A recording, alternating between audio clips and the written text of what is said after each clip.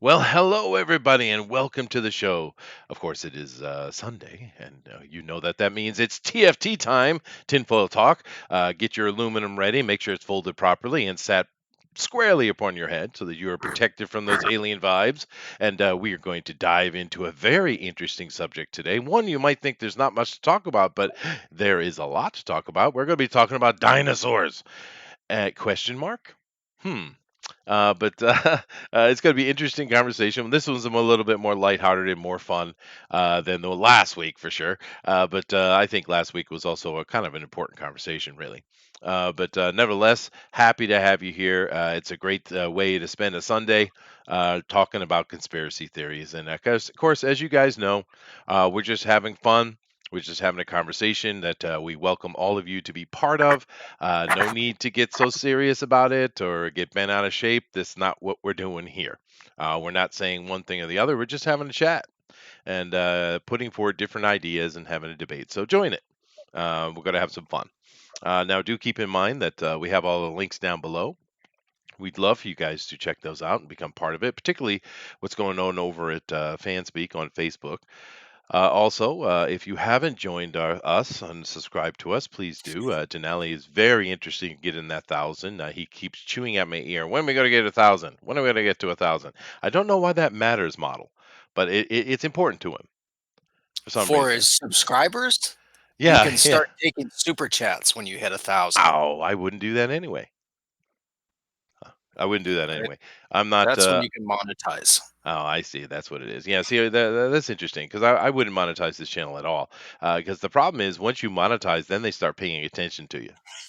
And Sure. the algorithm's bad enough for us to deal with. I don't want someone over there to Google actually looking my way. That would suck. Yeah, but whatever. Please hit it anyway. The like button. I know that helps. That gets more notification to power. But nevertheless, thank you guys for joining us. And we are going to delve into dinosaurs quite deeply today. And we have Model with us, and I'm going to let Model kind of give a general primer for today, just a general understanding of what it is we're talking about real quick, and I'm going to go check the chat while he's doing that. Okay.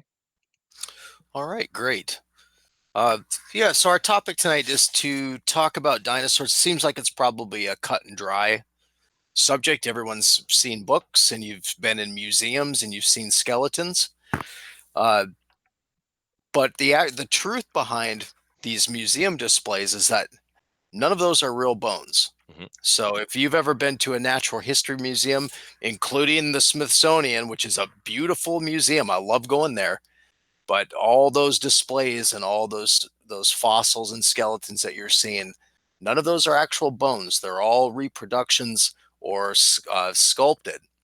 And so one of the things we wanted to discuss tonight was specifically what is called the bone wars Hmm. and a lot of accepted knowledge that most people who don't follow this aren't really aware of, and even I would say, Chester, most people aren't even aware of that the brontosaurus has been admitted to not being a real animal. Now the problem with that, like a lot of this stuff, is that if you crack open a textbook, you're still going to see a brontosaurus. And so those kind of things, I always wonder, why aren't these things being updated? Why does this information take so long to get out?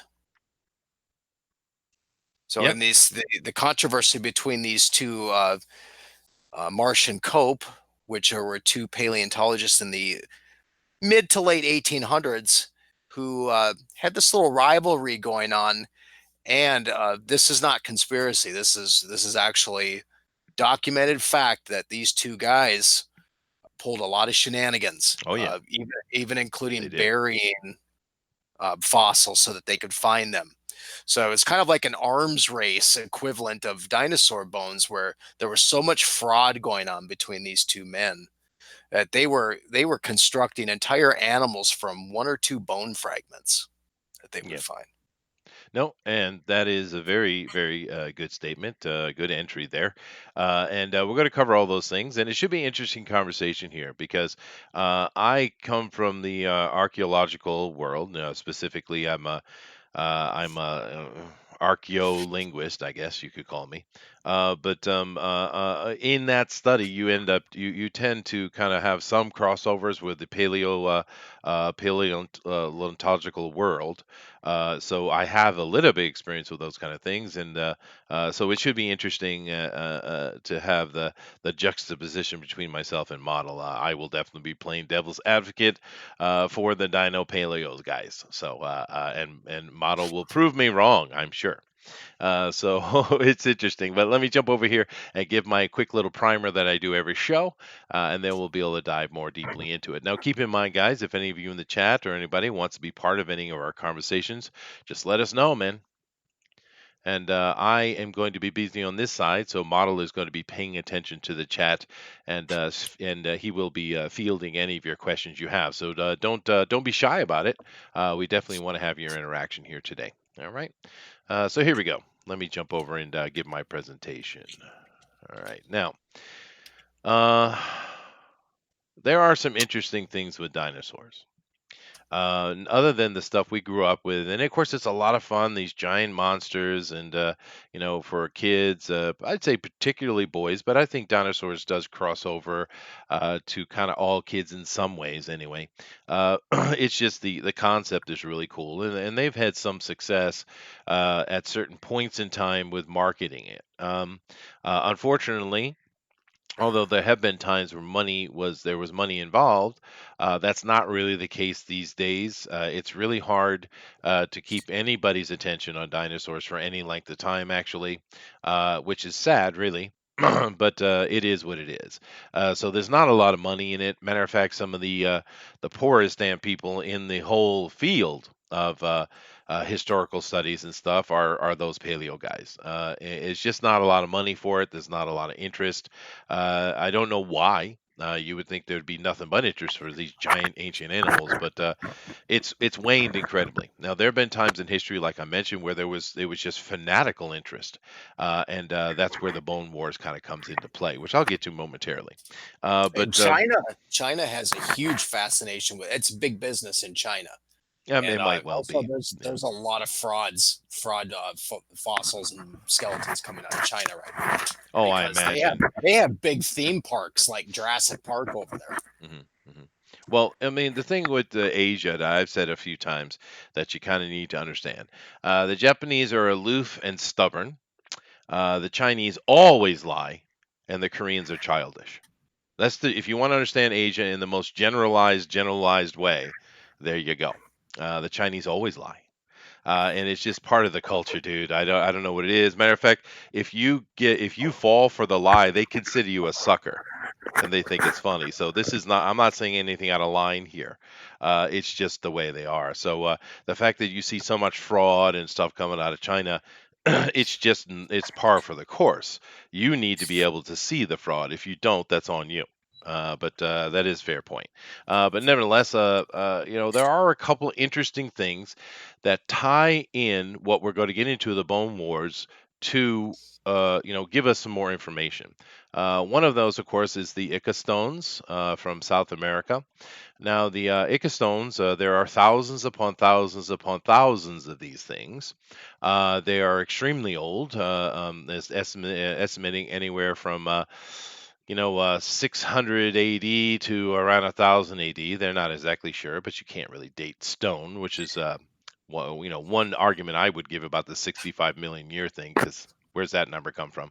But nevertheless, now there was a person who came forward and said, I did them all, because these were found in the 60s. But of course, that person was found to be lying, it debunked, and these things are much older than that anyway. But they are. It's a fair point because these things are very almost modern in their look. Absolutely, I agree with you. Yeah. So these stones are interesting, and keep in mind there are thousands and thousands of them. Now, not every one of them shows a dinosaur, but you have some with people riding dinosaurs, and there's lots of dinosaur ones. So these are interesting things that need to be kept in mind. And I think one of the points that I'm going to make throughout the show is the word dinosaur is simply one that was used by scientists in the 19th century to replace the word dragon. And there are examples throughout time of kings having dragons on display in their on their walls or in their throne rooms, or et cetera, et cetera. There's even an account of one back from Egyptian times. So these bones are not necessarily a new thing, but we'll get into that. We'll get into that later. Of course, another famous little bit of sighting that everybody knows, I just want to throw it in here, of course, is Angkor Wat. That looks like a dinosaur. It's sitting on the wall. And of course, Angkor Wat is very old. So it's like, how did that get there? This is long before the understanding. Now, do understand when we get talking about Marsh and Cope with the Bone Wars, that a lot of people saying that's when it first happened and that's when the first thing of dinosaurs was mentioned. It's not really true. There's actually a good 100+ years before that where paleontology had already kind of begun, in truth. But once again, I'll get to that later. Now, other than these little curios that we have here in front of us, of course, the general concept we have about dinosaurs is that 65 million years ago, a giant asteroid hit the Earth and killed off the dinosaurs. Now, I love these animations they show you because that is a big ass rock hitting the planet. I don't think it was that big. That's a big one. But nevertheless, this is the general idea. Of course, these days, people argue that no, the dinosaurs were killed by the fires that came after. Some say that it was more a mix of disease and lack of food and changing climate. Yada, yada, yada, yada, right? It goes on and on and on. One of my most awesome things is when they talk about how precisely it hit. If that asteroid had hit anywhere else, this would not have taken place. Therefore, because of the precision, the 30-second window that was necessary for it to hit the exact right spot, these poor dinosaurs, it might have been, it just must have been aliens. Aliens did it. That's a real theory, by the way. I'm not joking. Mhm. That is definitely going around the internet. Aliens did it. Okay, so why? But anyway, um, there are some other things to be more practical about dinosaurs, that questions that need to be asked, however, which will lead into the Bone Wars conversation. First of all, we know, based on the size that they say they are and the bones that they present to us, that dinosaurs are way too big to actually be able to even breathe on this planet. The big ones, right? Little ones is not a big deal. But then again, I think it's quite obvious that a lot of these smaller fossils that they find are just ancient birds, really, right? But these big ones, like Brontosaurus, the sauropods, and stuff like that, they actually would not be able to breathe. The actual pressure, atmospheric pressure we have, they would be on the ground and they would suffocate within a minute or so. So we have a big problem. How did a creature of that size come to be on this planet? Then, of course, you have to get into conversations that, well, the planet must have been very different at that time. Well, okay, well, that's a radical difference. We're not talking about just a warmer climate. That's pretty obvious. We know it happened. We're talking about a huge increase in oxygen, but we're also talking in a change in gravity, or whatever gravity is, right? That pressure. So this is a problem unto itself, that a creature that large simply cannot exist based on the physics we know today without a radical alteration to the actual makeup of the planet itself. Now, I'm not saying that's not possible, it certainly is, but I'm saying it's part of the conversation, because that's a big issue, dude. That's a big issue because they're pulling out these big ass bones, man, and they get bigger all the time. It seems they find a bigger one every few years when, Sure, oddly yeah. enough, a lull in dinosaur love goes away. But of course, I'm kind of giving away the plot a little bit. Let me come over and finish this presentation and come back over and talk to model the Bone Wars, 19th century. Charles Marsh, Edward Cope. Now, keep in mind, his name was Edward Drinker Cope, quite a name, and his name was Orlith Charles Marsh, whatever the hell that name was. Very strange name. But these two dudes, there is no defense of them. They were jerks. They lied constantly. They attacked each other's digs. They did everything they could to discredit the other while increasing themselves. They listed huge lists, just huge lists of all these new names of these new dinosaurs, and it was all nonsense because after this was all said and done, most of all the bones were the same type of dinosaur, and it was just nonsense science. And it was just about the money and fervor at the time because you have to understand this whole craziness that was going on with the bone wars was at a time where people were really fascinated with that kind of thing because like I said, paleontology had been going for more than a century by this time, and they had found some stuff, particularly marine type of ancient bones, right? And those things had sparked an interest. And it's also where we get into people like Rockefeller, who used the craze of dinosaur bones, and he's the one that started this whole nonsense of fossil fuel, right? That's came out Mhm. of come out of that dude, right? And it was because of the fervor for dinosaurs at that time. He knew the audience would listen and understand what he was talking about, and they'd be ooh mystical. But of course, his reason for doing it was to make gasoline more expensive, and of course, in the end, he won that war, didn't he? And they all did. But of course, we know now, as the layman, you can actually gain some information today, and you notice that where do they drill for oil? Way, way below the fossil beds. Way below. So, yeah, gasoline's not fossil fuel at all, right? Now, natural gases and stuff coming from plant material and basically methane and things like that, I guess that's possible. But the whole gasoline thing, something completely different. But have you ever heard anyone say something like that to you? No, you haven't. And of course, it's the simplest thing to check, as most things are. Just go do a little cursory check. Where do they pull the oil up that they sell you every day? And of course, you'll find out it's nowhere near the fossil layer, nowhere near it. It's way below it, right? But that's all part of this conversation, oddly, because it was used to make them profit, and it's still making them profit. And this is where the argument for Marsh and Cope and the Bone Wars comes from. That model is about to make. It's about profit. So I think I covered that pretty well. Model. Did I miss anything? No, I think that covers it. And uh, again, this is documented now. The even mainstream paleontologists talk about how unfortunate it was what these two men did because Hmm. they introduced so much fraudulent information and skeletons in that even there are still things that are promoted from some of their finds today that haven't been removed from the fossil record. That's true. In some cases, they would take larger versions of the skeletons and reclassify them as a whole new animal. I believe in one case, I think it was Marsh that kind of busted Cope on something where I think he had put a skull on the tail end of a spine Yeah. and publicly came out and humiliated the guy. And then Cope had to go and he put this big effort into trying to get back all these papers that he had published, but it Yeah. was too late. The stuff was out there. So and these two guys hated each other. Oh There yeah. there was Most yeah there certainly. was Yeah. there was a lot of animosity between the two of these men. So they it wasn't like they were on a partnership, but there was so much animosity and competition between the two of them that the integrity of their research was completely lost.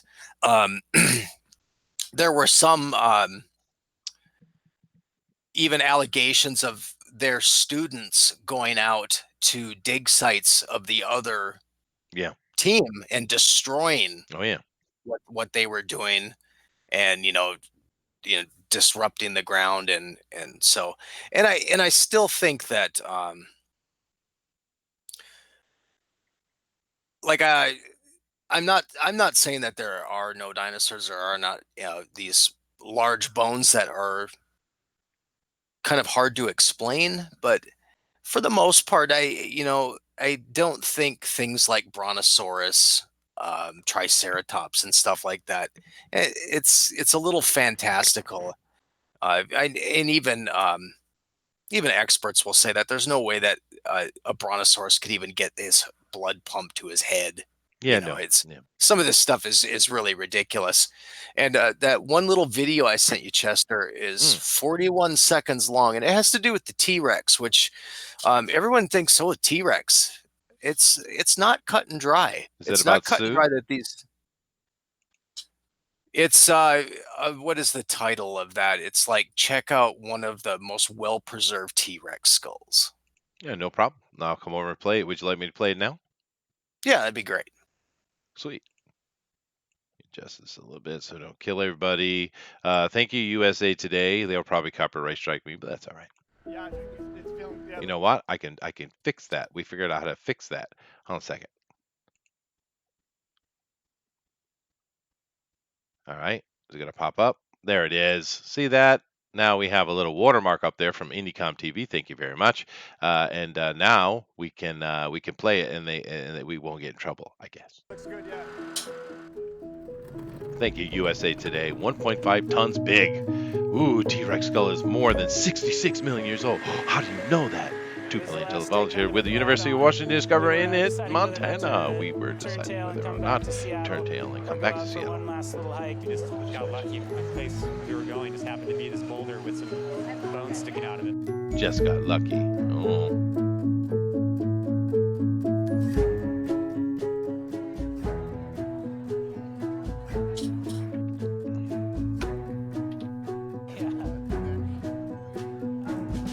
Hmm.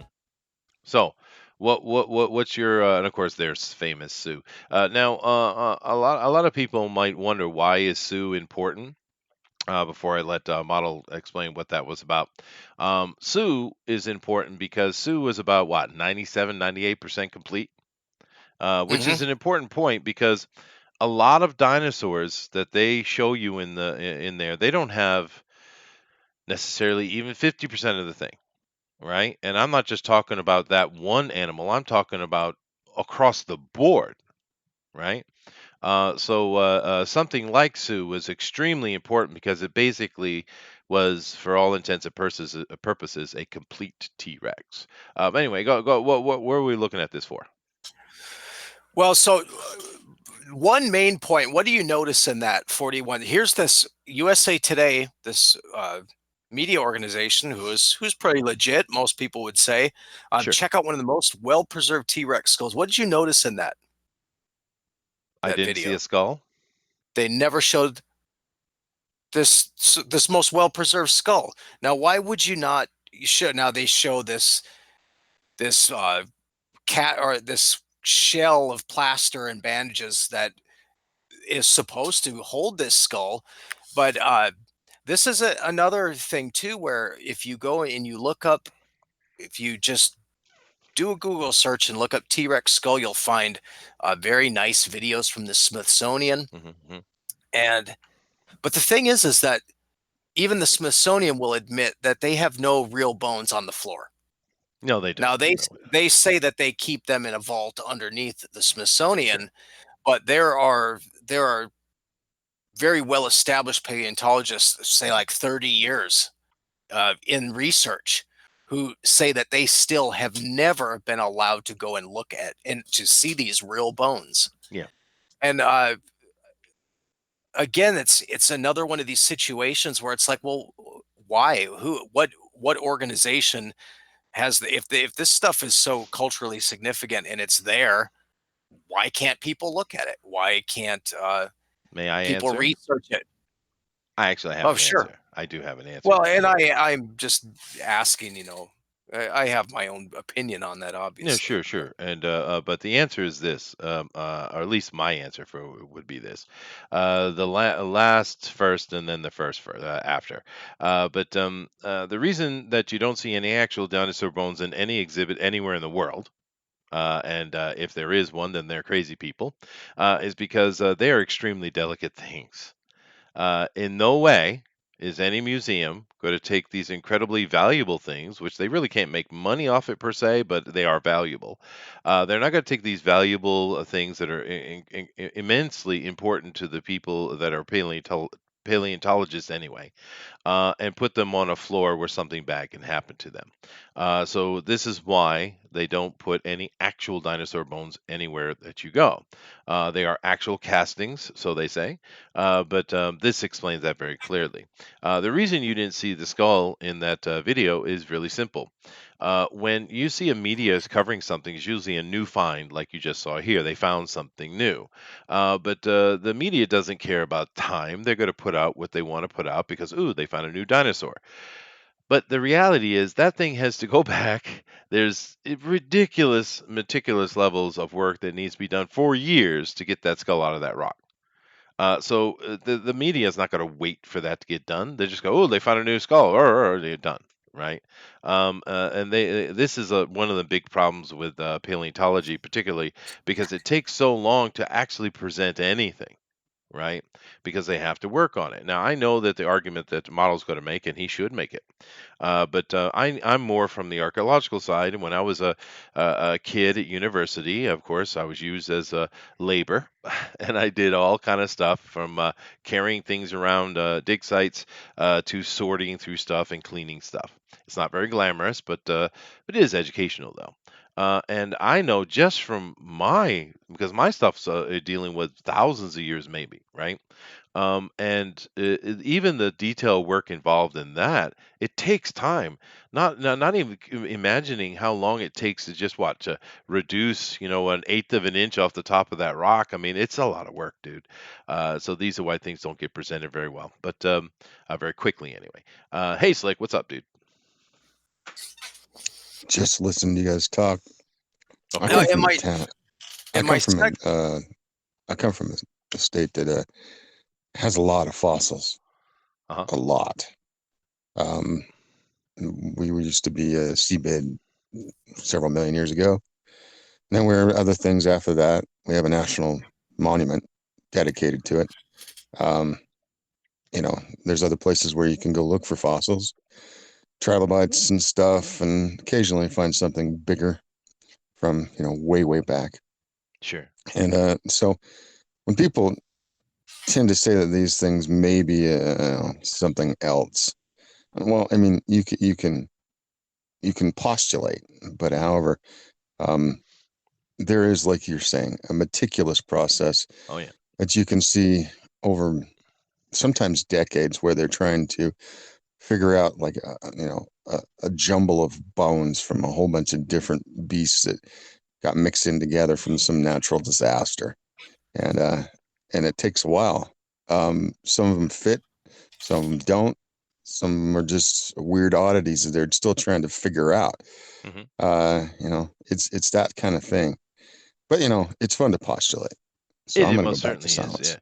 And one of the real problems with paleontology that's been going on along, which we haven't had as much of it in archaeology for some reason, is just the scams and the bone wars. There's a lot of scam going on in that, and it put a bad tarnish on it. I mean, when you talk about Marsh and Cope and you call them frauds, it's a fair argument, right? But the interesting thing with that is because you get some people say, well, these paleontologists, they're just simply carving out of the stone the shape they want to see, right? And I've heard this argument, which No, is a bit weird to me, because yeah, you that's ever a heard real of a weird bone? argument. It is a weird argument, but you ever heard of a bone licker? You ever heard this expression before? Not No. Well, the way that they can tell what is bone and what is stone is by licking it. I know that sounds disgusting, but the bone is porous and the stone is not. So it's actually very easy to tell what is bone and what is not. I've actually done a little bit of this work. I said, well, as a grad student, I'm not a professional at all, but yeah, you can clearly tell what's what. I think I know Model is chomping at the bit to say something. I'm going to let him go. But I will say one thing. I was working on a dig down in Alabama, of all places. Like this is my high school year. Excuse me, my university years. And they had found a couple of interesting things, but there was a paleontological dig going on alongside an archaeological one, which I was working at, and I volunteered and helped them a little bit too. And they were pulling a entire, and I mean in 100% entire, many things they were pulling out of there, but it was an entire body of a sloth. or a sloth, however you want to pronounce it. The interesting thing about looking at those bones, those are bones, right? Those are actual bones because they were submerged in mud. It was like this tributary fall off area.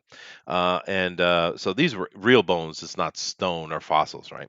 And the interesting thing about those sloth bones, were giant sloth bones, were they're as big as most dinosaur bones you would see. They're huge. So there might well be some misrepresentation going on as well. But anyway, model, I hear you, do. Go ahead. Yeah, and the other thing that I find interesting is that it's only teams of researchers, paleontologists, or people associated with universities that really ever make these finds. So it's not just some guy who owns some land that happened to kick over a huge find.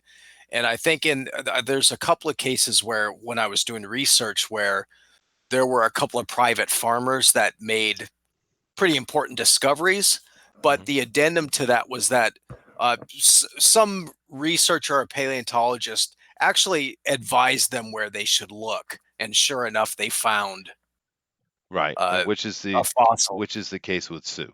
Yeah. Sure, and that it absolutely is the case. Someone uh, kind of said, "Oh, I think you should look over here," and then whoa, lo and behold. But like with a lot of conspiracies, what happens is that you get good information mixed in with so much bad information that it's very easy to make a mistake at some point and say, well, yeah, that doesn't look fake. And then they can immediately jump on that and say, well, no, that isn't. And so you obviously don't know anything about anything. So you're wrong about everything. And that continually happens. And these, like with any research, Hmm. anthropology, paleontology, any scientific research, if you're not on the mainstream talking points, you're not getting the funding. And like you said, there's not a lot of funding available for No, paleontology no. now. But it's unfortunate, I think, when we just we get into these opinions where it's like, oh, this was determined, this is fact. There's no question here. There's no question about the age of these. There's no question about the structure. And it's interesting what you said about that sloth. I mean, imagine if you were a team of student paleontologists and you found Hmm. a couple of mammoth skeletons buried on each other or some other animals. I mean, imagine it's like having a Lego set.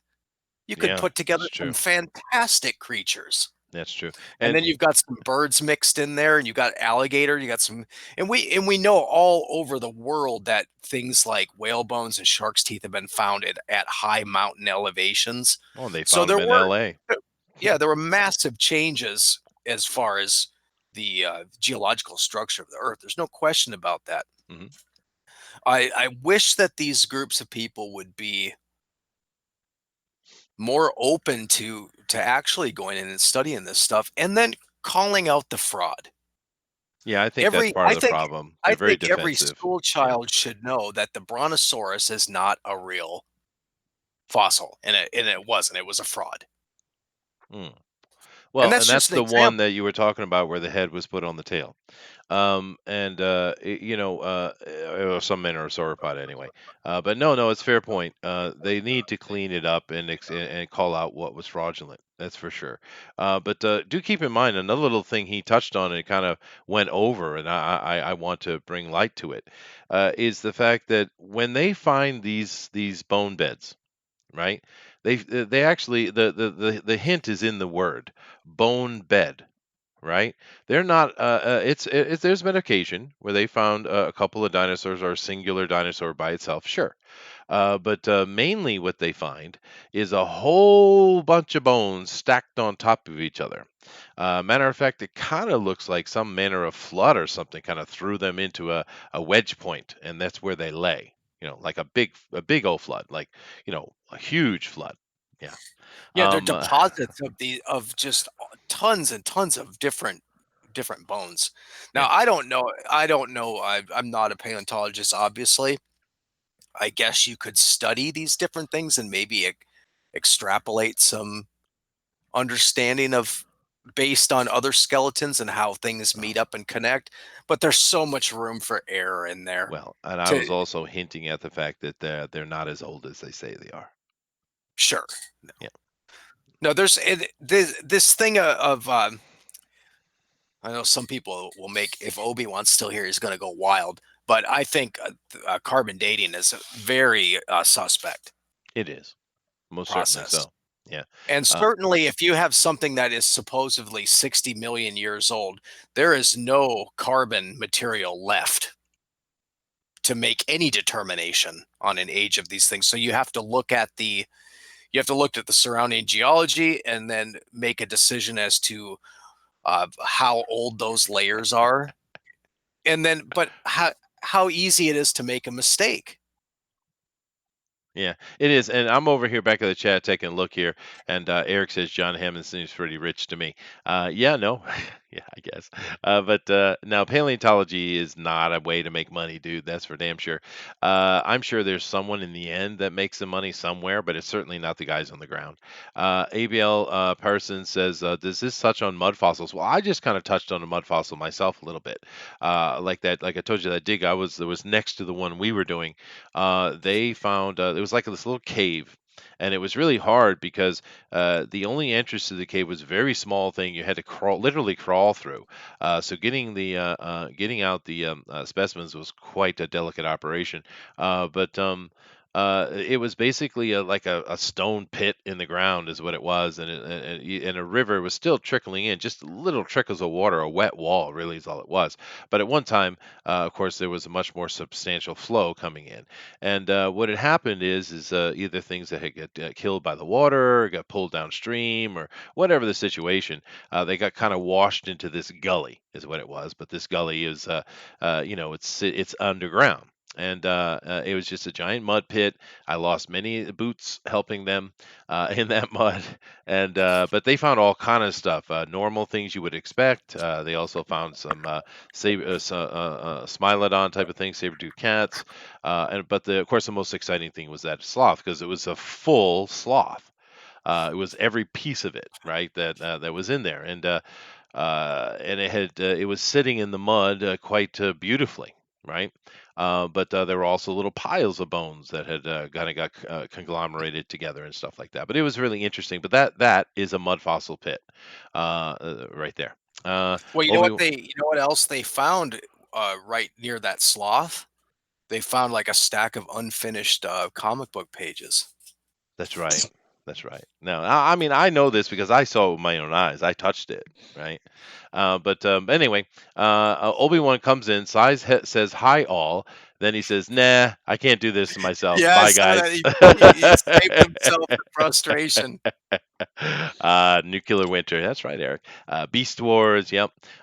Curious 2A says, and they blew up tons of fossils so that the other couldn't get a hold of them. Yeah, no, it was absolute nonsense between these two jerks. Yeah, that's absolutely true. Eric Hawkins says, nobody has any bones. All that is left is fossil. The bones have been gone for eons. Yeah, well, and that's where people start That's getting true. Yeah. complaining. Yeah, yeah. Bone Wars So, is my new Dictus tournament. Yeah, go ahead. do you mind if I give a little bit of an anecdote? Yeah, please. So when I was young, my grandparents lived in a place called Delta, Utah, which is out in the West Desert. Now, the West Desert is a pretty barren place in Utah. Most people think of like southern Utah with the Grand Staircase and all the pretty rocks and red Ooh, stuff, and yeah, yeah. up in the north with all the skiing. But if you think of the West Desert, it's think of the salt flats with a little bit of scrub brush for about 200 miles until you hit Cotton, Nevada. Mhm. Um, so out there, they bring in irrigation and people like do like farming and ranching and stuff. But we had a friend, he was a good friend of my grandfather. He lived down the street right next to the railroad track, and he ran the local like rock shop. He was a rock hound, and he traveled up and down these areas, and he kind of had his own little places he found, and he'd bring back rocks and he'd polish them up, and people come into town, who were kind of on the highway, and they'd see his place, they'd come in and buy stuff. And he also had like topaz because that's one of the things that's out there if you know where to Ooh. look. So he'd find fairly good pieces of topaz, fairly clear ones, and he'd sell those for a good profit. He found also lots and lots of trilobites. So there were trilobites everywhere. Mhm. And then occasionally he'd find something, like you were saying, this is only found by certain people. Occasionally he would find something that was bigger, and he would refer it to paleontologists, and they'd take care of it. The one thing that he didn't find, that he did find, that he didn't give to them, was a very large plated fish. And now I never can remember the name of what he called it, but it sat up above his mantle, and it was very large. It was a large fossil, and it sat there along with his large geode. See, that they'd found it. If anybody knows, a good sized geode can go for a lot of money, and you Oh keep yeah. those around as kind of a rainy day fund. Um, this is the kind of man that could make money doing this without being, quote unquote, a paleontologist. He was just one of those kind of prospector type of guys that knew where to look. However, one day he came out of his house, drove over the train tracks, and he and his granddaughter were hit by a train, and he died. And there's my story. Thanks, Slick. It's a happy ending. But yeah, no, I get your point though. Normal people find them too. Yeah, it's Yes. true. It is true. Yeah, there's tons of stuff out there that, there's of course there's fossils that are, most of them are impressions either filled with silt or other mineral deposits, but Sure. yeah, there's no question there was some crazy looking things running around at some point. And I know we've touched on this in other subjects, but I do think that there is definitely an intelligent creator of some kind. You can Hmm. call it God, you can call it whatever you want. It can be the aliens or whatever it is you want it to be. But Sure. um, if there is some kind of intelligence behind creation who has the ability to manipulate genetics and DNA to create ourselves and all these other animals, it really, to me, it's interesting because it's not a stretch to have something like a unicorn. It's not a stretch to have a dragon. Now, taking away the magical or the fantastic elements of it that are commonly put in mythology, breathing fire and all these magical powers, because I don't believe in magic. I don't believe that I don't believe there's a divine creator that was so powerful that he just wished things into existence. I think that's my main point. I think Hmm. there are rules, there are physics and laws that are behind this stuff, but certainly I think that there's evidence of some fantastic animals and creatures that are long gone that we know nothing about. The unfortunate thing is when you add human hubris into the mix, Yeah. everything starts getting derailed.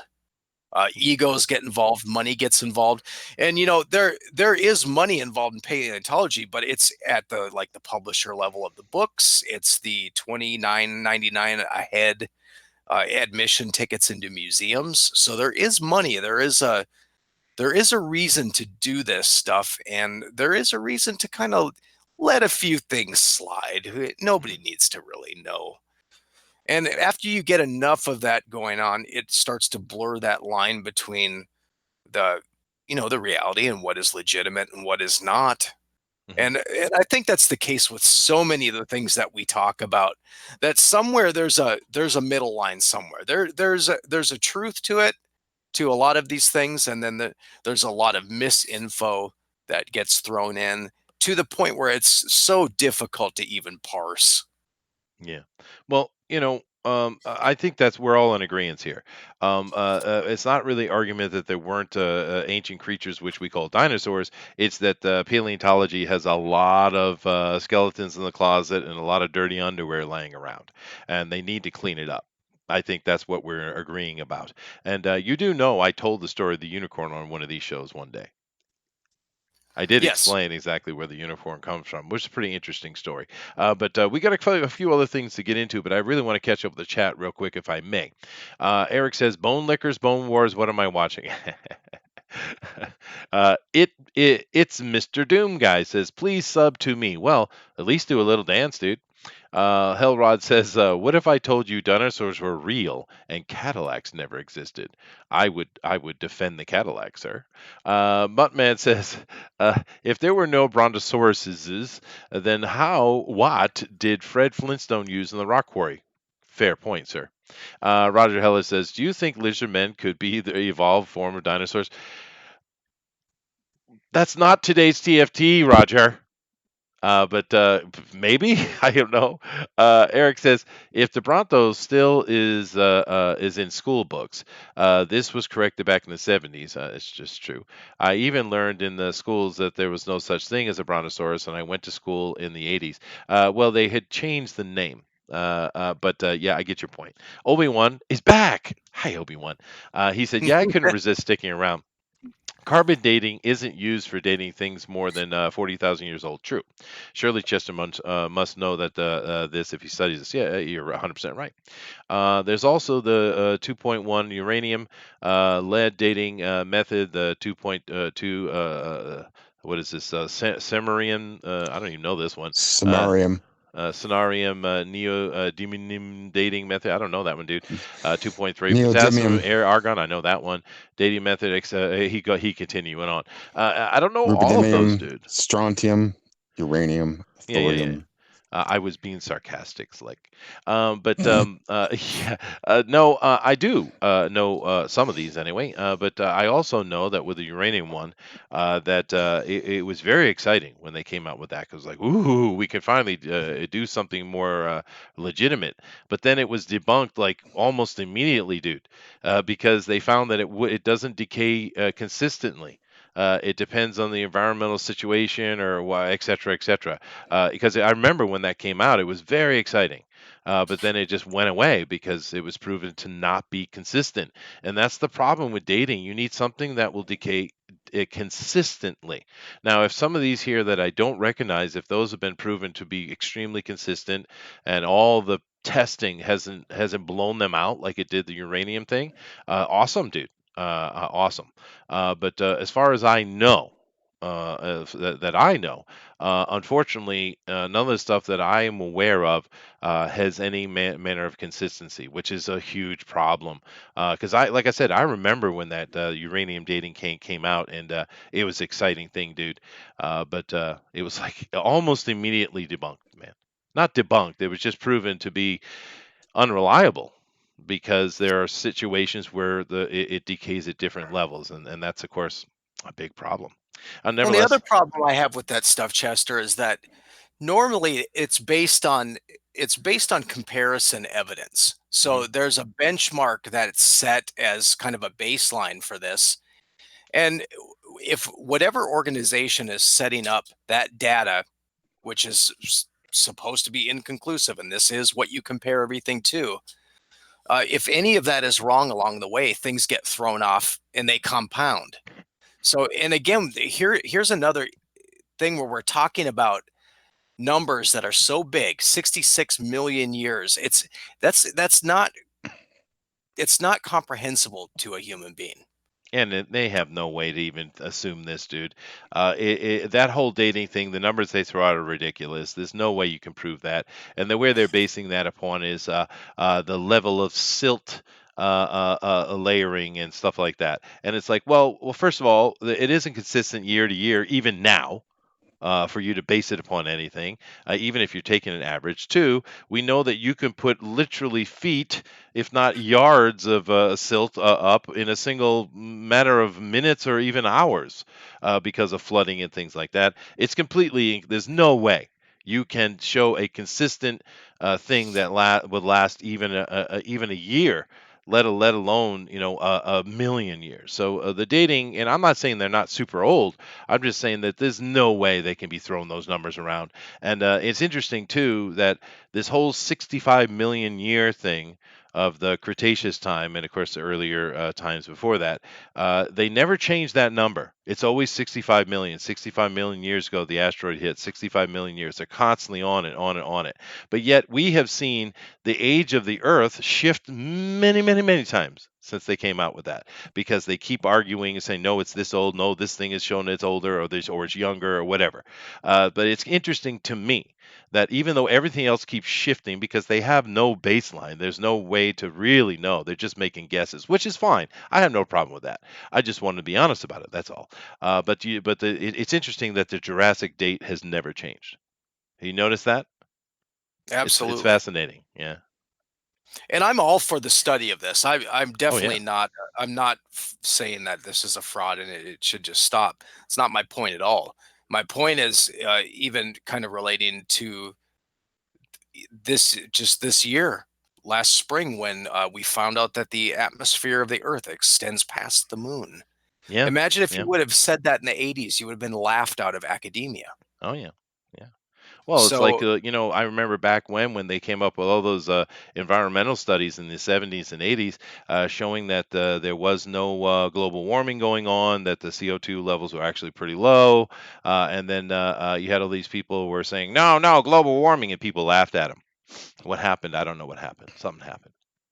Yeah. But anyway, let's see. Damnation said, wasn't Denver the last dinosaur? Indeed, he was. Jiminy Cricket said, dinosaurs are a myth. What? No one sees one alive. Steven Spielberg made them up for the movies. You're right, Jiminy.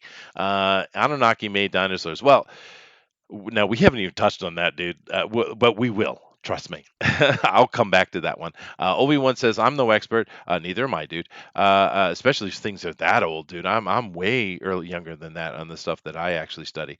I've got no idea how consistent these are. I was just pointing out Model's strawman argument. Ooh, he only mentioned carbon dating when it was irrelevant to dating dinosaur bones. I don't think that was intentional, but I no, got no. point I taken. think Obi-Wan. I think Obi-Wan has something personally against me, so he commonly likes to go after me. I think he's just Right now, trolling, dude. I I think he's think just he having fun. Obi-Wan is sitting at home and he's playing a record on a Pelican. So he's offended, you know. Shots fired, dude. But no, I completely get what he's saying, and of course he's right. But yeah, and keep in mind, I mean, he makes a good point. I don't think you know how exciting it would be to anybody in actual science, or anybody who would consider themselves an amateur hobbyist like myself, or any number of other people who are really, really interested in these things. How exciting it would be if they could find some consistent dating method. How that would be awesome, dude. Please, right? Absolutely. I mean, that would be really cool. Yeah, I I thought, would love to know. I would love to know the origin oh of yeah, our world oh yeah, and some of these mysterious topics. We'd love to know about it. yeah.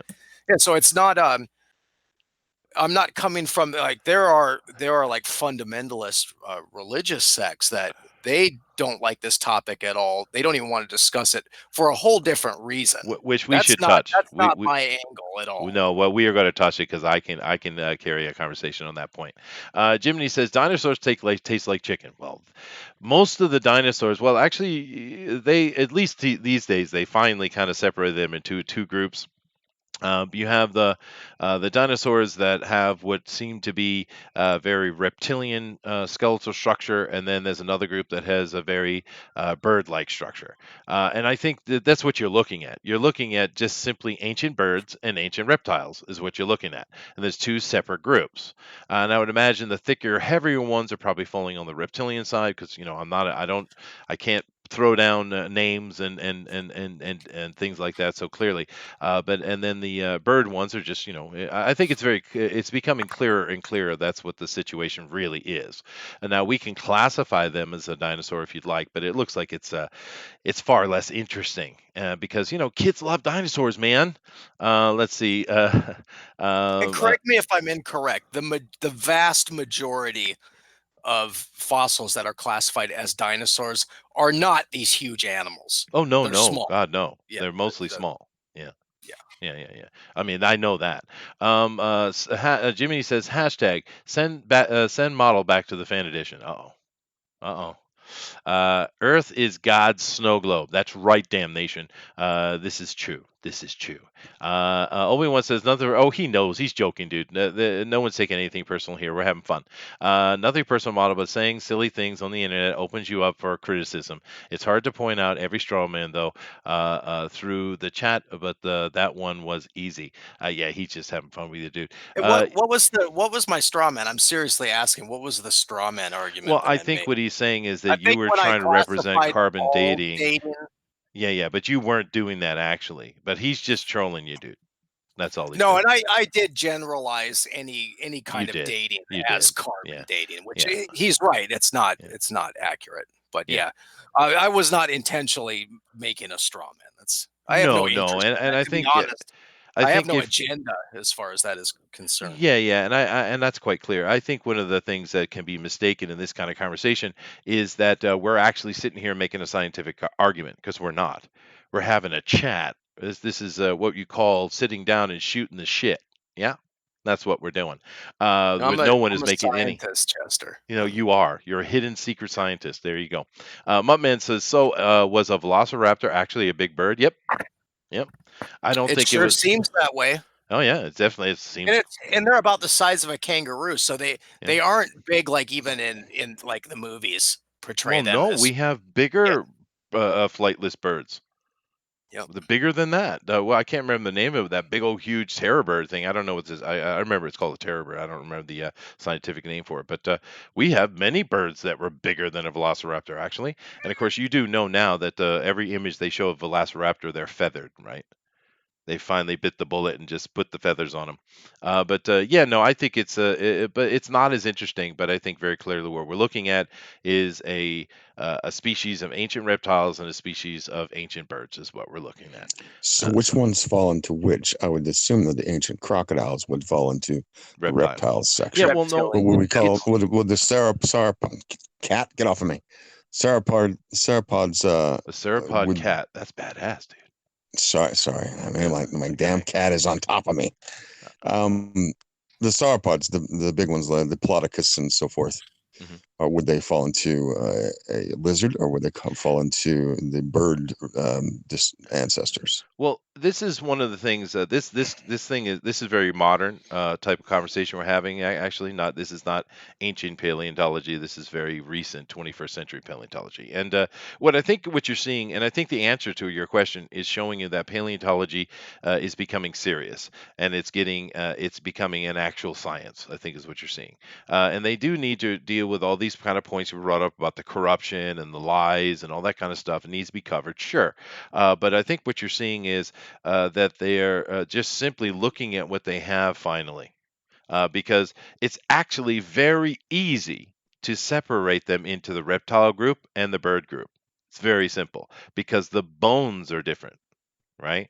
And so this is something that should have been done a long time ago, but paleontology is a weird thing, dude. I mean, there's plenty of money to make in archaeology. We know this. The Egyptologists are the most unbearable people on the planet, just so you know. They control everything. They attack anyone who has any other idea that's not exactly the same as theirs. They're awful. They're the SJWs of the frickin' history world. But not ranting. Yeah, that Um, Zawi Hawass guy is oh my he is a god. detriment. He is He's a not even detriment. the problem, dude. He's not. He's the tip of the frickin' iceberg, man. But anyway, there is money to be had there. Paleontology has really fallen to the wayside, particularly for the scientists. There's just not a lot of money, dude. And I think for a long time they were trying to be fancy about it. They were trying to get themselves in movies. Like if you remember Jurassic Park, Spielberg's one, the good one. Those movies actually had a very famous TV paleontologist that was on the movie, right? And it's kind of like who's the Tyson guy, the so-called physicist, Neil deGrasse. Neil Neil deGrasse deGrasse Tyson. Tyson, yeah. He's a TV personality, right? Sure. And there's plenty of paleontologists that wanted to be TV personalities because they want to make money, right? And this was going on for a long time because there's not much money. They're just trying real hard. I saw someone earlier mention the Joe Rogan thing. And Joe Rogan has a paleontologist. He's kind of a cool guy with dyed hair, and he's kind of a cool dude, right? Likes to Oh, swear a the guy lot. with the green hair. Yeah, he's Yeah, yeah. obnoxious. He Tim. is a His bit of name it, is but Tim something. well, yeah, but Joe brings him on a lot because he's entertaining, and I get it. But that's what they have to do to try to make a living. It's unfortunate, and but I think what you're seeing in the past 10, maybe even 20 years, you're seeing a lot of paleontologists just sitting down doing the science. They're not making a lot of money. They're getting paid base pay or just teacher pay or whatever. It's just simple money. They're not getting rich, but they're just doing the science. And this is why you're seeing so many really cool things come out of paleontology recently. Like, for instance, this is a big one. There's a scientist who has been looking at, say, all the different types of dinosaurs. Like, say, the one he did in his presentation was basically focusing on the Triceratops, and but he did this across the entire spectrum. But he looked at the Triceratops and he showed that. There aren't half a dozen different type of Triceratops. They're all the same Triceratops. They're just at different ages. And he showed this very clearly, that this is a young, this is a juvenile, this is an adult, this is a middle-aged one, this is an old one, et cetera, et cetera. And he explained it very, very clearly, and I agree with what he said. I looked at it, and it's very scientific, and I think what he's showing, what he's doing, and the people who are following that lead, is they're taking the nonsense that came out of the Bone Wars, and they're just trying to solidify dinosaurs back into what it really is. Same thing with reptile bird groups. They're trying to get the science done properly, instead of just trying to showboat and put their ass on TV and get these screen opportunities so they can put money in their pocket. I think that's what you're seeing, and I'm sure I just offended a And the bunch of people, but the I don't very care. small pool of grant money that is Oh out yeah, there, it is small. Yeah, and they're all fighting for it.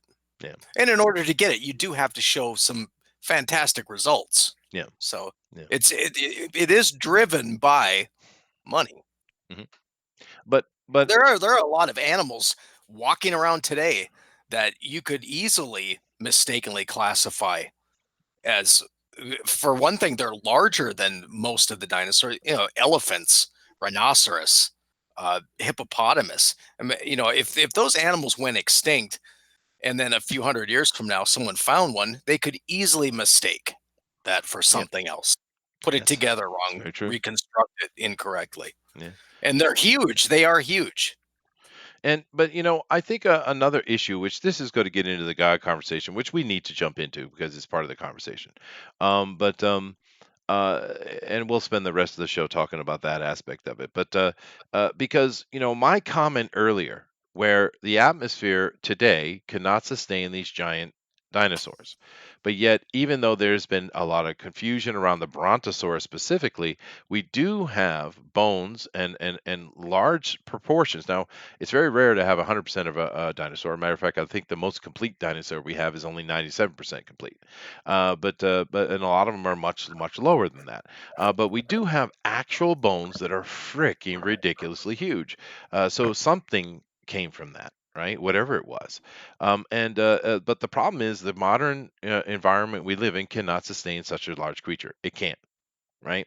So therefore, we need to understand why it was. And then when you get into conversations of giants, for instance, giant humans, right? Not just giant animals, because we know they existed. Now, we're not talking about some 30-foot tall person. I've never seen any evidence of that at all.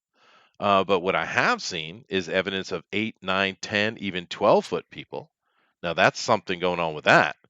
Now, what is Mhm. that? Now, you can imagine being that tall today. How easy would it be to survive? I'm 6'3", and gravity sucks balls, dude. Let me tell you, right? So I'm just saying. Obviously, we have many examples of animals being much larger than they are today. So why is that? What changed on this planet that allowed at one time for very large creatures to be able to exist that is not here today? Something dramatic, you would imagine, right? Now, we do know about the cataclysm 12,000 years ago. This is accepted. It is academic now, so maybe there's something there. Maybe it's something older than that. I don't know. But I know quite clearly there were much larger creatures, and now they're not. And they're not even sustainable now, right? So that's an interesting conversation, and I don't think there's any answer to that yet. But we need to have science needs to have that conversation very Well, deliberately. the tailing off of the megafauna was about, you know, 10 to 12,000 years ago. The very last of them kind of just went away, and now we got like rhinos and elephants. That's Yeah. what's left of the real megafauna that was on the planet. And then for humans, we according to whatever you want to say, how long we've been around, but approximately modern humans 200,000 to a million to 2 million. It's kind of wags around there a little bit. Yeah, But we had a they don't have any we consistency on it, but yeah, go ahead. right. I mean, but we had a major I mean, this is geologically speaking, we had a major bottleneck. It's called Toba, if you guys ever heard that.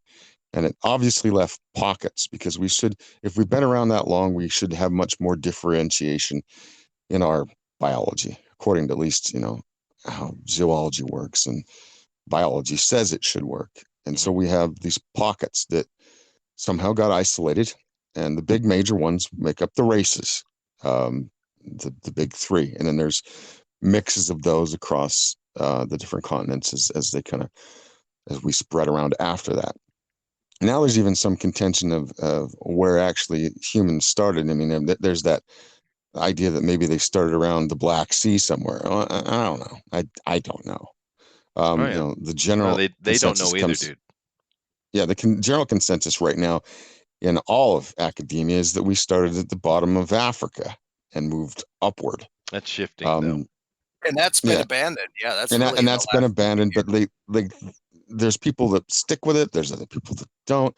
I mean, there's so much vacillation on our understanding. I mean, like it goes back to the Greeks. The more you know, the less you know. Let me show you some interesting point though that you might find fascinating, just from the comment you just made. Talking about how diverse we should be compared to what we are, etc. Now, these days, it's no one wants to come to an agreement, but we have 40 some odd different racial groups of human on Earth, right? Yeah, the haploid stuff. Yeah, well, yeah, I'm talking about what we see as distinct different humans between us, right? Obviously, an Indian is different than a Mongolian, right? So it's Sure. 40 some. But here's the thing: if you go back to ancient scripts, which are supposedly written before the flood, they say that it was. Right, I'm not. You take it for what you want, but they said it was written before that. They say that there were 42, or depending on the account, 45 different racial groups. And then later in Egypt, which is what 7,000 years ago, we have those early writings that talk about 40 some, and then you have the later Egyptian writings, which was only about 4 or 5,000 years ago, that said 42 specifically. So if this is true, if our intermixing is creating all these different kind of groups, then why is it that we have supposedly 20 to 40,000 years of human history that is accounting basically the same amount of racial diversity? That's a good question. Yeah, it is a good question.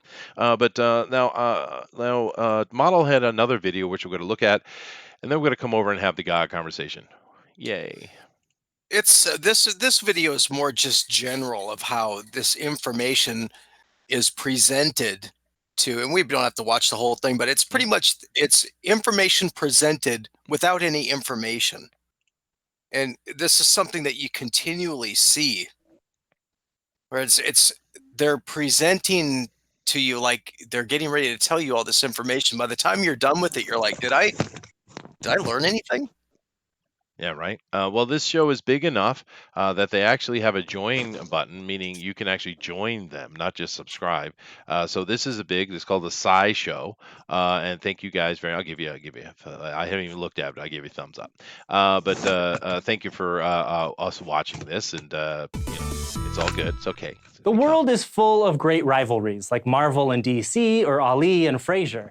Science has its fair share too. Just look at Tesla and Edison. And in the late 19th century, two paleontologists named Othniel Charles Marsh and Edward Drinker Cope entered a feud that would eventually be known as the Bone Wars. While trying to one-up each other, they found and named some of today's most famous dinosaurs. But they also made some pretty big mistakes. At this point in history, paleontology was still taking its first clumsy steps. In 1824, a British geologist named William Buckland published a paper about some bones that he thought were from a huge extinct lizard. He called it a megalosaurus. And even though dinosaur wouldn't become a word until nearly 20 years later, megalosaurus was the first one to be scientifically described. That's when a researcher formally writes about what makes an animal or a type of animal unique. and where it fits into the tree of life. A few decades later, in 1858, the first nearly complete dinosaur skeleton was found in America. That's not true at all, dude.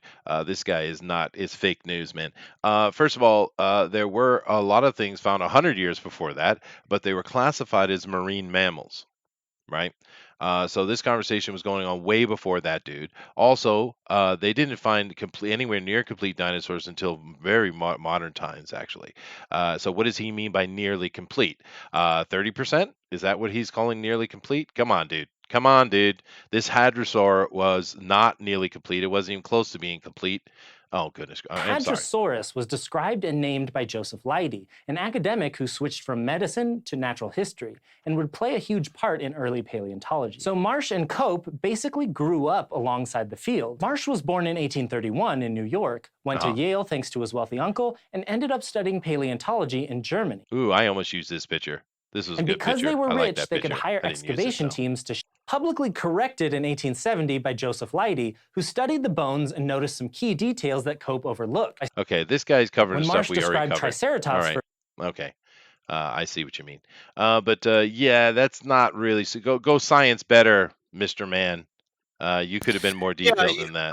my point there is that they're presenting a few things to you like they're just fact, and it's everybody knows this. It's not disputable, but really, by the time you get through it, it's like, well, you didn't really tell me anything.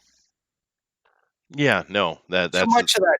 Too much of that going on, and that is what gets promoted to people as mainstream knowledge. well, It's unfortunate. You know why that is? It's because you get people. Now, I didn't watch the whole thing. Maybe he backtracked, or oh, it doesn't even matter. But you get a lot of those uploaded videos that they're presenting something as a fact, and instead of just saying, "Hey, I have an interesting thing to say. What do you think?" That's not what they're doing, and you don't have a lot of conversations like we're having here. Now, this isn't a scientific conversation. We don't have actual paleontologists in here to make an argument against each other. But what we're doing is looking at the entire picture and having a logical conversation about it and proposing what ifs. And we're not sitting here saying this must be true or that must be true. We're open minded and having a debate. And that's the problem. We don't see that happening. Matter of fact, a lot of those kind of videos that are covering some kind of conspiracy theory or even something that's considered mainstream, you can't even comment on some of them.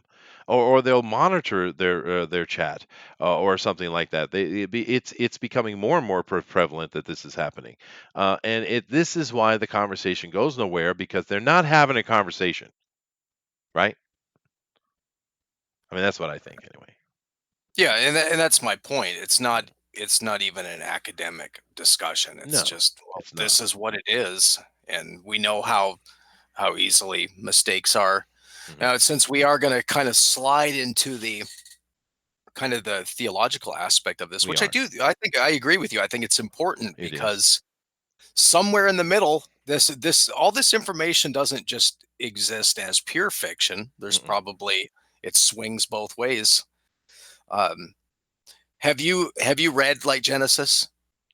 Dude, I have read Genesis in its oldest form, in its Yeah, native and language. it's my interpretation of that. And again, I'm not coming from I'm not a devout religious person at all.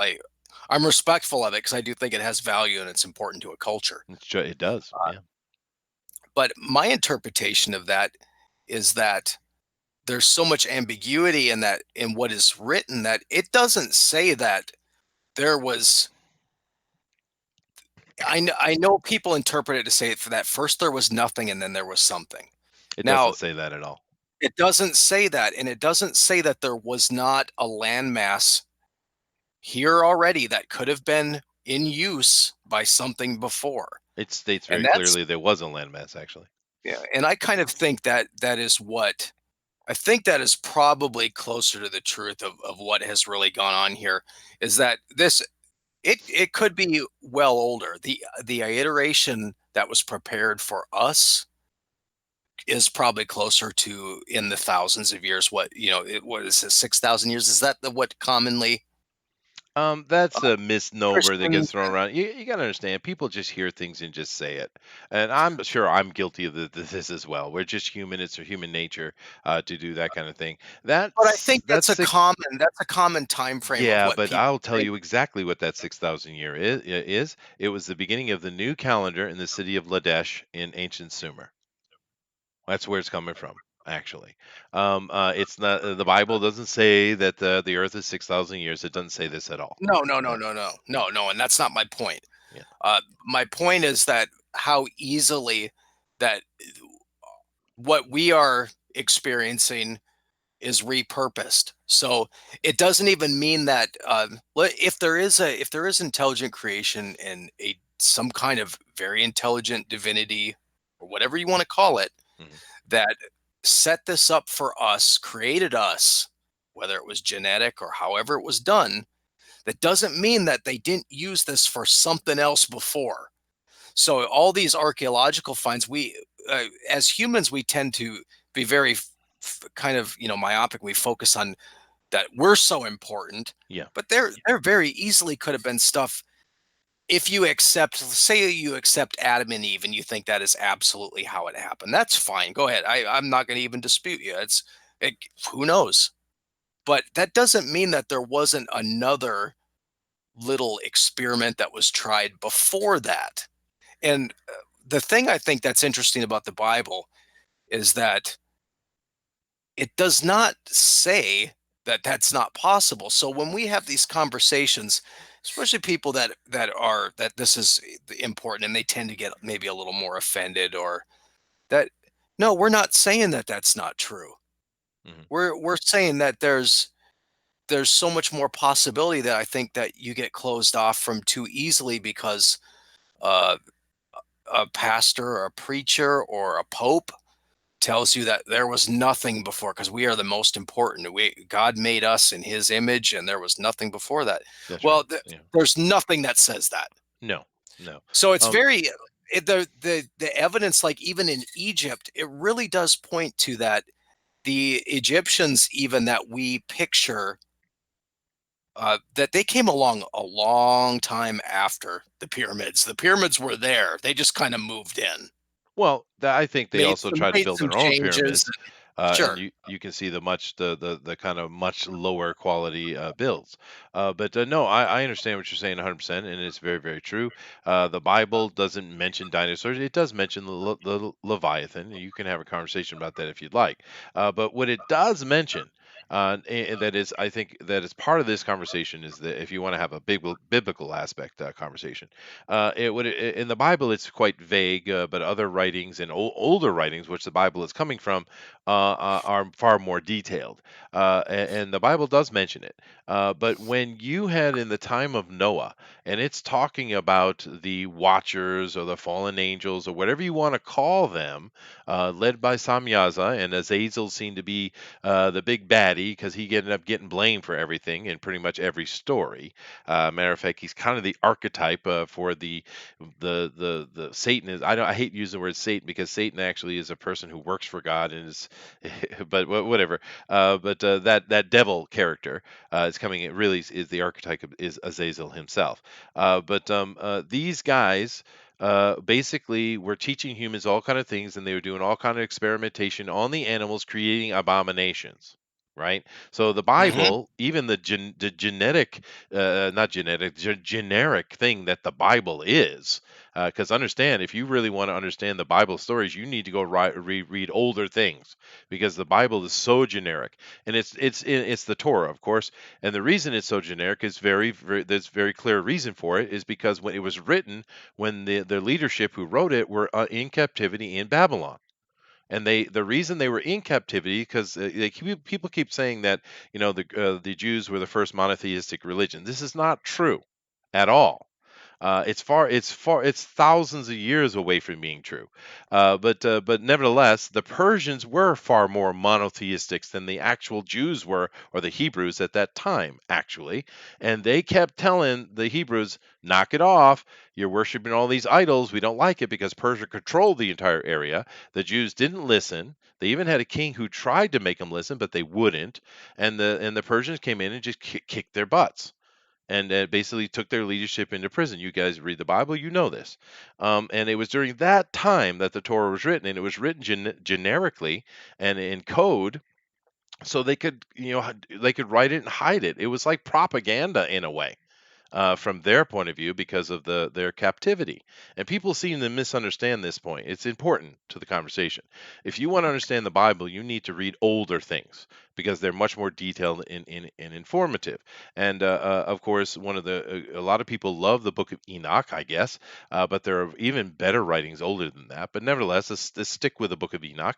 It covers all kinds of crazy things that they were creating and such. So you do have religious groups will either simply dismiss dinosaurs, or they'll any of them who do any kind of theology at all will point to the fallen angels creating abominations, and that's what the dinosaurs are. That's what I've been trying to get to.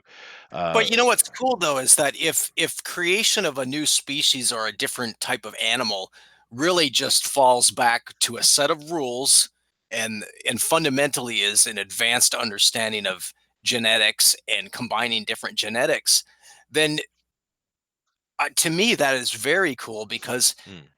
a unicorn is not some crazy thing that you think could not look at the animals that we do experience. Oh, a unicorn's a Or giraffe, by the way. yeah, or no, it could just be a horse with a horn. No, it's a It's not. giraffe. No, I did I the know what complete history of it. Yeah. but you're missing my point. You're missing my point. My point is that it's not some like unbelievable animal that could never be created. Oh, right. No, no. You can Okay. create, you could have dragons, you could have all these these great creatures, and that means that there's more creatures that probably will be created. So we Possibly. know that all these there's species that are always going to extinct throughout the timeline, and I know there's a number that's generally accepted as to a percentage of all the species that are already extinct compared to what we have now. But Hmm. if you're a religious person, I don't think you should ever be threatened by this topic and No. these kinds of discussions because I think it opens up something even it opens up possibilities that are even cooler. Yeah, that's true. Yeah. And keep in mind, we're living in the beginning of a mass extinction, and we're all dead in 12 years anyway. Uh-huh. Uh-huh. Well, we were dead. Weren't we supposed to be dead Uh, j- 7 years ago? well, yeah, like a And decade. then, Yeah, something like that. Yeah. yeah, We're still yeah, we're beating the odds, model. We're beating the odds. doing But good. but We I'm just have to make interesting. it. Yeah, We no, have to I'm make it interested in to what the Boogaloo in chat Virginia. thinks about this whole, the fallen angels creating the dinosaurs type of thing. I'm kind of curious what the chat thinks about that concept because there's a lot of religious people who believe that, and it's because the Bible talks about these abominations being created and they're attaching it to it. It's interesting, I think. Yeah, can you have angels under this premise? Of course you could. With enough understanding of genetics and creation of species and animals, why couldn't you create something that looked exactly like a human, had very fine bird-like porous bones and Mhm. wings? Of course you could. No, sure. It's not Yeah. it's not that much of a stretch. Not at all. I think modern science could do all kind of crazy things too if they were allowed to, for sure. The island of Dr. Moreau is not too far beyond belief, actually. It's something that's extremely plausible, at least We just genetically. don't. I always think that our end is going to be when we get to that point. So we should probably slow down how much we learn because we might Uh, we might learn a little too much, and then some that big Monty Python foot might come down. Yeah, maybe, right? What do you think about this this conversation, Slick? We kind of moved into I don't know if I call it theology, but you have an opinion, brother? My theology is highly influenced by my own research, but also by my where I grew up. I grew up Mormon, so there's a Mhm. lot of different things that I might have to add to that probably would fly in the face of at least most Christian theology. So when I when it comes to for me anyway, when it comes to looking back into like quote unquote historical record of the sacred text, Mhm. um, I think that they have as many holes as the Dead Sea Scrolls, maybe even worse, and they're similar to trying to decipher, you know, um, what a dinosaur looked like from a few bones. Yeah, true. That is, I, it I is I interesting. try to look I try to look at my cosmology more in the sense that why am I here as opposed to what went before? Well, Because sure. The it's a secret of life. it's a right, the secret of life. What's my purpose? And so I look through and I try to sift through all that I've read to see what fits at least for me. I don't want to be anybody's prophet because that just causes all kinds of Well, I think we could all agree that a lot of human beings are liars.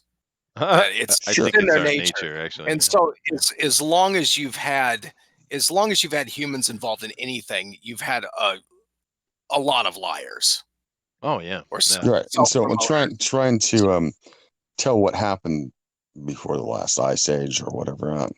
I mean, I'm sure that there was some sort of deluge, whether it covered the top of Mount Everest. I don't know. No, I don't think so. But I think there was lots of flooding. The evidence we have is there were a lot of floodings, particularly in North America, a lot of coastal flooding, and there was a lot of fire too. It wasn't just flooding. right. Yeah, And yeah. so there was obviously some sort of natural disaster, some sort of environmental change, and I personally think that has to do with or probably with what happens with the magnetic poles and also what happens with us and the sun. Well, Um, that kind those of brings it up the question I had made before, and it actually, which was going on in the conversation over here in the chat. If you don't mind me jumping over real quick, Jiminy says velociraptors were basically really old ostriches. Yeah, exactly. But Kronos brings up that point you just made. Go look up what has been happening to oxygen levels over the past 450 million years. Yeah, but this is why giant insects could exist. True, but we're dealing with something very different, though. It's not just increased oxygen levels, it's also the atmospheric pressure, magnetic pressure, gravity, whatever you want to call it. Um, that's a factor involved with these giant things as well. It's not just the oxygen. Let's see here. Proof is the oxygen levels is proven. Yeah, okay. He's right, but it's not the complete part of the conversation. Tobo event was 77,000 years back and took out most human life. Okay. The Sumerian archaic cuneiform script and the Egyptian hieroglyphs are generally considered the earliest writing systems. Both emerged out of their ancestral proto-literate. The Sumerian is certainly older than the Egyptian, much older, and that's coming out of Proto-Sumerian, which of course we're finding up in the Ural Mountains. Of course, these people were from probably coming out of the Scythian tribes of what we call modern-day France and Germany originally, but we have writings that we know are much older. They just don't talk about it because they can't translate it and they can't place it. So it's well, certainly not the the oldest Venus writing. of Willendorf has been supposedly, again, this is how we date things. It supposedly goes back to 25,000 BC. So Oh yeah, no, that's writing goes back a long way, dude. Yeah. well, I'm You know talking the what Venus of makes Willendorf. You know what the Venus of Willendorf is? The Venus The of Venus of Wollerdorf, Willendorf not is offhand, no. the Venus of Willendorf is somewhere that was found in Europe. I believe. Look up Willendorf. It's wherever that is. Yeah. It's a little fertility goddess that Oh yeah, this people thing would I've seen it go around. before. Yeah. You've seen it before, okay? Yeah. That's supposedly 25,000 years before Yeah, but you before see these Christ. things all over the place, dude. They're not just in Germany. Well, the Venus of Willendorf, Yeah, all yeah, right? this one particular. Yeah, this is quite detailed one Yeah, actually. It's quite beautiful. yeah, yeah. And if you go into any where I learned this is doing the history of art. I mean, they go back to the cave paintings and all that other stuff, and Mhm. this is one of the things that goes back way back. And humans have been carving, and obviously they had minds enough to create this at least before the last ice age. Oh And yeah. so, you know, there's been good stuff going on. I got off on a tangent there. Please continue. Oh no. Yeah, no, this thing is there are many. This is a goddess idol that we see all over the place. This one particularly is quite well done. Usually more crude than that. But Oh yeah, no, we've been doing things for a What long if it's time. just a what if it's just a toy? It's You know, what if probably it's a just a totem, like what a if it's an cross or something action like that, figure, dude. you know? I don't think so. I think because of where they find it and stuff like that, it's probably similar to the crucifix that people carry today. So what if someday, like 100,000 years from now, someone starts digging and they find a bunch of Luke Skywalker action Oh figures? yeah, They're right. gonna Well, go, they better make them oh out of man, something better than we have right now. there's so many of these we're finding that they're, I one of the things I think is really interesting about this is this a lot of these things that we talk about kind of go back to this. I think it's so easier to resolve this if you're okay with thinking that we don't really know that much about where we are and what we're doing. Where it gets a lot harder to reconcile all this information is when you actually go back to the mainstream consensus that it's just a random rock where things happened. They just happened perfectly so that life, evolved. Then it's harder to look at and to make all these dates and different things jive. If you think about it more open as that, there's probably a little bit more involved that we have no idea. Then it's like, well, it doesn't really conflict as much. It's this general mainstream science and historical and even paleontological anthropological narrative that makes it so hard to reconcile all these different things. Mm, To mm. me, it's not that difficult. It's like, oh well, you know you don't know that that is 12,000 years old or 25,000 years old. You really don't. No, You can make no, a guess. I appreciate you putting the effort in, but yeah. if you're wrong by 10,000, 15,000 years, that's significant. Yeah, no, and I think it's more of a thing as it's old. It's older than this other thing, which I think they can make those kind of comments. But let Hmm. me catch up with the chat some more here. Obi-Wan says, SciShow is pretty cringy. I prefer PBS Eons. Uh, Nick says, Bone Wars, Episode 9. Go to Nature website and see real docs on science. Yeah, no, there's plenty of, one of the problems. Here's a good point I'm taking out of what he said right there. YouTube is fun. It's a lot of fun, and gets really fun if you want to do a hobby or you want to learn to do something because there's so many educational programs on whatever you want. So YouTube is great in that way. But if you're trying to take your science out of YouTube, like say watching this show, you're not doing it right. You need to go read, and this is a problem. A lot of people don't want to read anything; they just want to see it, and because there's tons of good information if you're willing to read. Anyway, that's why. But Chester, I think one thing though, I think is we're honest. We come out and say we're having a fun discussion. Oh We're yeah, not experts. We don't know anything. no, We're yeah, it's just we're true. just talking, but there is so much that is out there on these huge channels, Yeah, or it has like USA Today or these other organizations where it's presented as fact, hmm and that's where I think that it's irksome for sure. and Yeah, even in the educational system for K-12, there's so much of that is still floating through the educational system, and I do think that there's an agenda to that, and that is to affect our ability to critical think, maybe. to where it's like, well, just you don't even need to worry about that because that's just a fact and that's true. But those things do have a bearing on how you approach other things in your life. So I do Yeah, yeah. I think it's very important. I think so too. Bullet says that he thinks that Phil Collins was great. I agree. Timote Best says Leviathan versus Behemoth at WM 48. All right. Obi-Wan says, is anybody else a Kent Hovind fan? He certainly isn't threatened by this kind of talk. No, I actually like a lot of stuff Kent has to say, to be honest with you. Yeah, yeah. Let's see. Model is saying something to people. Bullet, the secret is pretty simple. We all think we are more important than we are. That's a very good point. And there is no greater purpose. We just like to tell ourselves there is. Uh-huh. I know the secret of life, and I've known it for a very long time. The secret of life is very, very, very simple, guys. Be happy. in any way, that anything that makes you happy. Just don't And hurt don't anyone make along the anyone's way. day worse. That's Yeah, right. I mean, That's seriously, it. that should be your goal every day, is not to crap on anyone else's day. Yep. No, Because really, that's it. I don't individually, no, I don't think we are important. I think we're important as a species, just in the accomplishment of what it is. Hmm.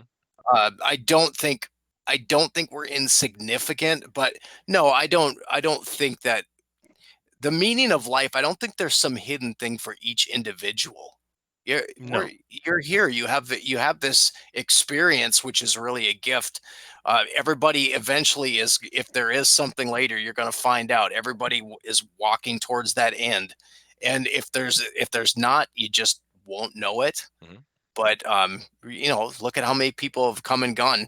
There are instances of human beings who've done great things and made a mark, Oh yeah. and then but the vast majority don't. That's true. Yeah, just be happy. Simple, simple. John Dillard says, "Shut up, Bullet. I'm unique and special. I'm one of a kind. I matter." That's not a goddess. That's a big fat Betty. She got around. Thank you, John. Thank you. Timote says, "Someone into BBW. I'm not sure I know what that is. Made this thing, and somehow it's goddess. Ah, I see. Okay. I don't know what BBW is, but I'm kind of ignorant like that."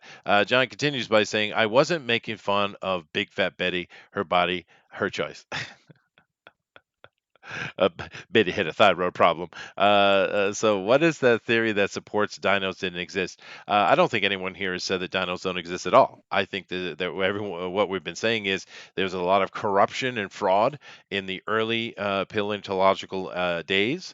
It has stuck with them until modern time. There's too many people trying to make some money because they're not making money out there, not really pushing the science forward.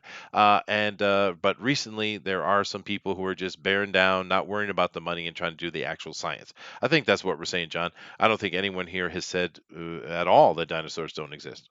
Now we know there are people who say that, but that's not the argument here. The argument is more has seemed to come down more to what exactly constitutes a dinosaur. I think has come into question, though.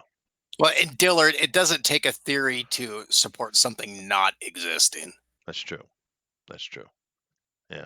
Well, Dillard. hold on a second. I got some at the door. Model Slick, talk. Hold on a second. Oh, Laying it on jeez. us. Yeah, we don't have control Okay. over the chat. Well, what do they want us to talk about? Probably nothing. They Some probably want us to Christmas. end the show. This is done with dinosaurs. Now, I love having these conversations, and this is another topic where you do see people getting angry about it, and I don't know. There's just really Um, does it have a bearing or an effect on your life at all? No. I try to not get angry about things. I mean, everybody gets angry about their own peccadillos, and minutia. But I, when it comes down to it, who knows what about this? I mean, we're just trying to figure out things in our own life in the short little, absolutely infinitesimal sliver that is our life and the life of the cosmos. And you best just be like Chester said, be happy and don't do ill to other people, and protect your own, I guess, is the other one I would add on that. Best you can. Yeah, yeah. I think that's a fundamental, because the distance from Earth to the closest star, does it really matter? Yeah, it has no bearing on your life. If there were dinosaurs, there weren't dinosaurs, doesn't matter. It matters maybe if Right. that's your vocation and that's what you put your life study into. But again, then that's your vocation. Everything Yeah. should be approached as just the journey, not the destination. Just enjoy the minutia of the journey along the way, because it's just an experience. Well, how I always describe how I examine my life, which is, probably on the downward slide now towards whatever lies afterwards. And there's two books in my head, the book of Revelation, I guess, or inspiration, or whatever you want to call it, and the book of study and empirical evidence and all that. And sometimes those don't meet. In fact, a lot of times they don't. And a lot of people like to try to fit those puzzle pieces together like they're going to interlock, and they're just not. I mean, No, I'm if I'm concerned with tangible things. Like if someone tells me that there's a chicken sandwich for lunch and it's a fact, but then I later found out that that chicken sandwich never existed, I'm bothered by that. This other stuff, well, it just doesn't then matter. somebody lied to you about the chicken sandwich, Yeah, they're or like, somebody ate your damn "Oh, yeah, chicken sandwich. there's a paycheck there for you," and you find out there was never a check even to begin with. It's like, "Oh, Mm. that's a problem." Well, I mean, the science tells us things that are hard for us to understand. Here's a good one. Everything that we perceive, all the matter that we think of, is actually just space, and that's just our perception because of electromagnetic, you know, stuff between atoms and stuff. That's a pretty hard thing to wrap your head around if you don't understand science, because saying that most of the stuff that we see is just empty space. Uh, it's kind of weird. Do you have Um, a moment that you can recall, like, as you were growing up, coming out of your youth into adulthood, do you have a moment that you recall when you realized that you were an adult? I'm not talking about the clock going past midnight when you turn 18. You're like, I'm an adult now. I'm talking about when you actually really come to terms with that I'm an adult. For me, I have a it, very defining moment of thought, and I was just wondering if you did I as think I think generally it comes when you really wrap your head around responsibility, Yep. because everybody, I mean, if you don't have any responsibility, you will remain a child forever. For me, Once you, I remember this almost like it was an epiphany. It was the revelation that I had that adults are idiots. well, Yeah. Like they everybody lie are and idiots. they make dumb mistakes just like kids do. They're just in a different position. And I See, and that's remember a that. different perspective from me. Like, I spent my life, my younger life, not really particularly having a lot of responsibility, the stuff that my parents put on me or whatever. But it's when the weight of real responsibility fell on me, and I had to do things that I didn't want to do. I'd rather do other things, and that's when I became an adult. I'm going to make mistakes. Everybody does. You're just trying to, you're puttering around, as the clock ticks towards death. But I mean, that's when I thought I was an adult. Yeah, I My think one of my big experiences of going through, whether I'm right or wrong in my beliefs, I just don't even really care, because if someone came along and corrected me and it was something radically different than what I think, I'd be like, oh, well, okay, I was wrong about that. It's not something that would like shake me or anything. But yeah, that's part of being an I adult do too. think a shocking thing for me was the discovery of how dishonest people are, how Yeah. sneaky people are, Mm. and that was a more difficult thing to resolve than I think I some of don't the. know. I grew up with that, so that's not something I was Yeah. shocked by. Well, I think knowing when you're wrong and accepting it and apologizing if necessary is definitely part of being an adult. Oh, But to oh answer yeah, that question for me is very simple. The day I grew up was when my daughter was diagnosed with leukemia, and yeah. Yeah, that's kind of. Responsibility. that'll grow your ass up pretty quick. That Um, that's a huge responsibility. That's something you have to face full front yeah. face. Things are real all of a Things sudden. got Yeah. real. Yeah, that's true. But everybody has their moment, and sometimes it's earlier, and sometimes it's later. But it's a good question, though. But as far as John, the thing, John, with the question you're asking about what is the theory that proves dinosaurs aren't real? I don't know that there is one that can be said intelligibly anyway. It's clear dinosaurs were a thing, but so anyone's making an argument is doing it from either a theological point of view or I don't know, dude. But I think what you're going to find, unfortunately, is there's a bit of sadness to this conversation, really, guys. And I think we beat this to death, so we're definitely coming to the end of the show. But there's a bit of sadness to this because in the future, I think what's going to happen is the word dinosaur is going to go away, and what we're going to be I left think so. with is ovids and reptilians is what we're going to end up with, and that's a sad thing, but that's I think where it's moving toward. But Oh well, and I do apologize, guys. I get pulled away from the stream almost so many days that are at the same time. I apologize, but What, you that's have responsibility? Weird. yeah, I know. But that's what you get for living in a community. I mean, people actually interact with each other, right?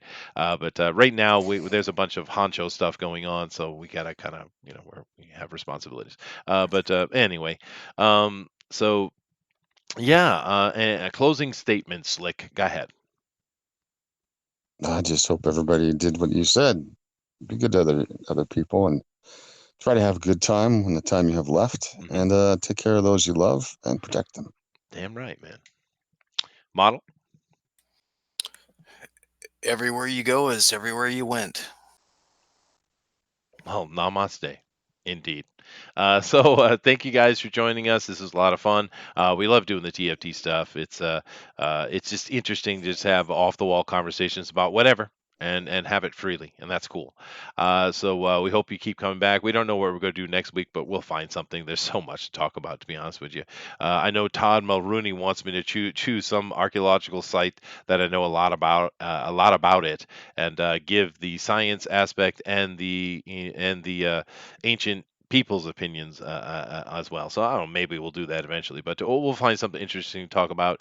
Of course, this is the top of our week, and tomorrow we have our California show at 9 p.m. Eastern Standard Time, and then of course we'll continue on with everything else next week. Now, do keep in mind that toward the end of next week and coming into the week of Christmas, I'm not sure exactly what's going to happen because my computer is going into the shop, and I don't. It's going to be a matter of days or a week that it will be in there. So I won't be running any streams during that time. Now, do I think we'll have an entire week off? No, I don't, because probably I haven't confirmed this yet, but somebody, probably Dinale, I'm going to give him the stream key, and he will run some streams during the week. So we won't be completely without. And of course, come hell or high water, we're definitely going to see if we can't get the drone recorder running in that Christmas week. So we'll figure it out. But that's a week Can away. we troll Denali super hard when you're gone? Oh God, please, yeah, please. Do you understand? He's not going to be able to take that shedding on the back as well as I can, right? He does kind of start to melt rather quickly. Yeah, it's He gets, not. I mean, he gets rattled. yeah, because I don't care what anybody says. So you can throw any kind of hate you want at me, or love, or John Dillardisms, whatever you like. I'm good to go, man. But yeah, maybe you should be a little nicer to Dinale, I think. We'll have to make some new screen names for Denali's. Yeah, there you go. He's There you growing go. up so fast, isn't he? He is Doing growing his up own so fast. shows. Well, one of my intentions when I first started this show over a year ago, when I was bringing all the moderators together, because that was my initial thing. I just brought a bunch of moderators together, have a face-to-face talk. Really, is what I did initially, and of course, Denali was one of those. And Denali is English is not his main language, and he kind of stutters through a lot of things, and he's not good at public speaking. And one of my intentions was to try to help him improve his speaking ability legitimately. And he has. I mean, he's so much better. Just go look at some of the early shows compared to now. Janelli, he still makes some mistakes, but he's so much better. So, good on him for improving. You know what I mean? He's come a long way since you created him in the lab. That's right. That's right. Released into the wild. But anyway, guys, thank you very much. We will check you out tomorrow, and stay safe, be happy, and stay away from Virginia. That place is about to go nuclear. Namaste. Yeah, the boogaloo. The boogaloo, dude. What I'm wondering is how many people, when something actually starts up over there, how many Americans are going to drive cross country and end up in Virginia for that? How Oh, many I'm going. guns you think? I'm Yeah. 5 hours away. I'm going. Okay, I don't even know what you guys are talking about. My brother and I are going. Oh, you don't? Oh, I'm sorry. Well, I was about to leave. I guess I'll take a second. You can tell me after. Virginia, because of a bunch of money spent by Bloomberg and other people's, Soros as well, the Democrats won a majority in the House, their Senate, as well as the governorship. And what they did with that immediately, they're not even in power yet. That doesn't happen until January, but they put up bills immediately. I mean, literally immediately, to basically make all guns illegal. Not only for guns illegal, it also, if you sit in a group talking about guns or teaching someone how to use a gun, you're also illegal. And understand, it's not just illegal; it's a felony. Right. And I literally mean pretty much all guns. There's hardly any gun that's not No touched by them. grandfathering. Yeah, no Nothing. grandfathering. Nothing. Everyone just becomes a Yeah. felon. Everyone becomes a felon overnight. And and in response to this, because remember, it hasn't even been voted on yet because they don't come into power until January, right? So this is all happening pre seat taking. It's interesting. But what happened is a whole bunch, I mean, and eventually it'll be the vast majority of all counties in Virginia. The sheriffs have come out and said, declared those counties as sanctuary counties. They will not abide by those rules. They have said very clearly. Now, the governor has come out and he's called them all cowards and there will be consequences. And He said he was going to activate the National Guard. yes, he did. Well, not him. And Another power. apologist said that, not the governor. But yes, it was said. So yeah, and yeah, you want to start the Second Civil War? That's how you do that. Yeah, Yep. that's how you do that. But I don't think that's constitutional. it's not It's not. constitutional. It's completely unconstitutional. Yeah, But exactly. either our income taxes. What You do you know pay what? every year? That's true. Yeah, But but there's a lot of there's unconstitutional actually gun laws. I mean, this is like straight against one of the amendments. Yep. Oh no. And you know the funny thing, it might happen actually, and I would not put this past Donald Trump at all. First of all, when they start trying to threaten, which they've already started, but this won't happen until January. Do you know that they threatened that they may cut power? They may cut people off the grid. Oh yeah, who no, don't dude, it's qualify? kicking off, dude. Yeah, it's crazy. It's crazy. So you're going to see a bunch of Second Amendment, Minuteman, Patriot groups, which there are millions of them, as they should be, right? Some of them get a bit crazy. Some of them are not right making the good fight. I agree. But you have a right to stand up for your freedom. You have a right to stand up for your constitutional rights. End of conversation, right? But you're going to see a lot of people just dump into Virginia, into these sanctuary counties to help protect them. What might be funny for me from Trump is this governor saying he wants to bring in the National Guard. You know what you might see? You might see Trump actually send the National Guard to protect the actual Second Amendment defender guys, and that would piss him off like nothing, dude. But that's something Trump would do, and he'd be right to do so, actually.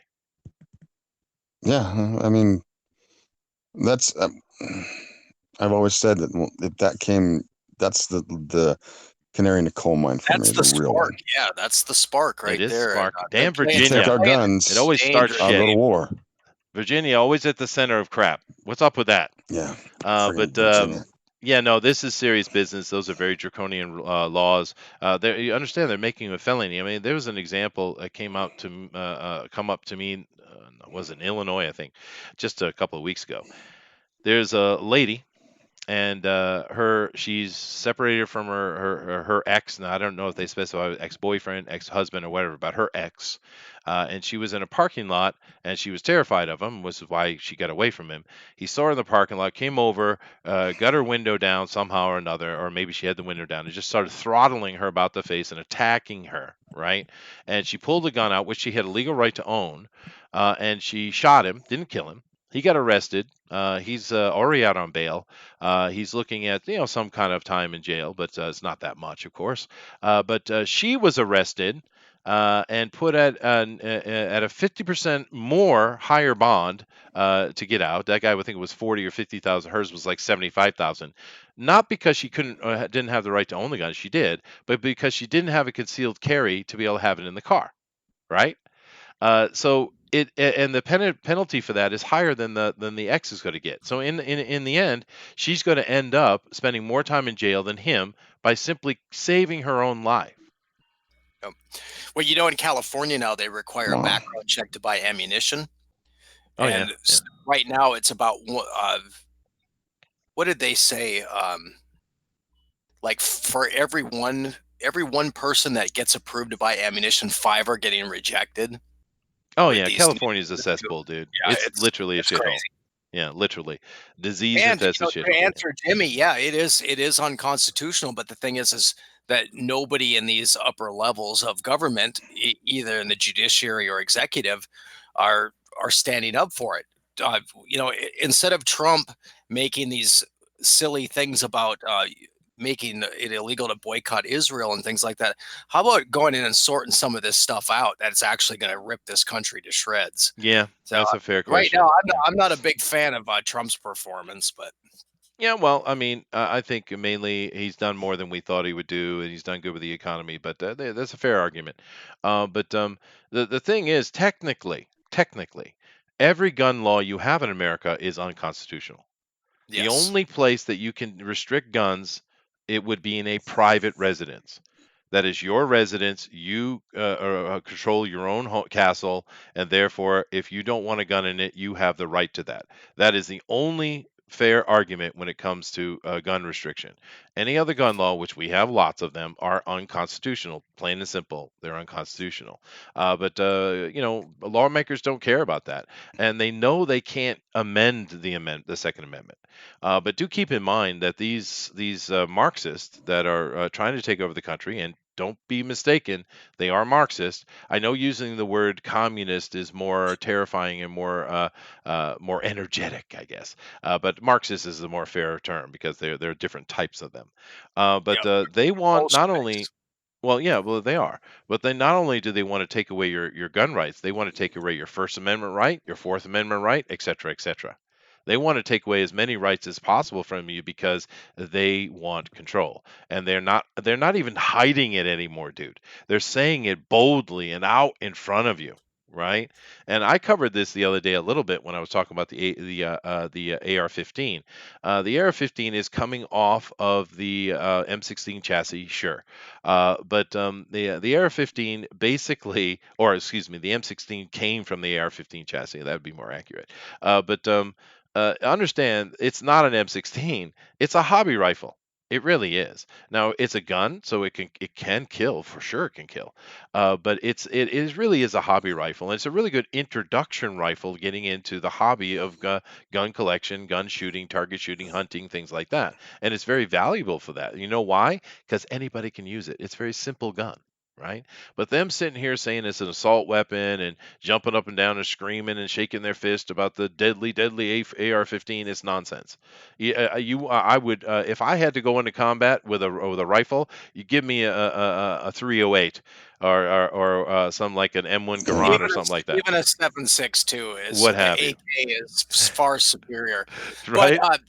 but the truth too, let's be really honest. The AR-15 platform is a fantastic, versatile platform, It and is. it is It is. effective for like a civil unrest situation. And that is why they want it. It's Yeah. not they want it because it is a good firearms platform. There's no It is. question about it. And it's also useful because you can shoot to wound with it instead of trying to kill with it. It has that capability. Whereas something like a 308 or 30-06, which is kind of similar, or whatever the other things, if you shoot someone in the leg, there's a chance you could simply take the leg off, right? Yeah.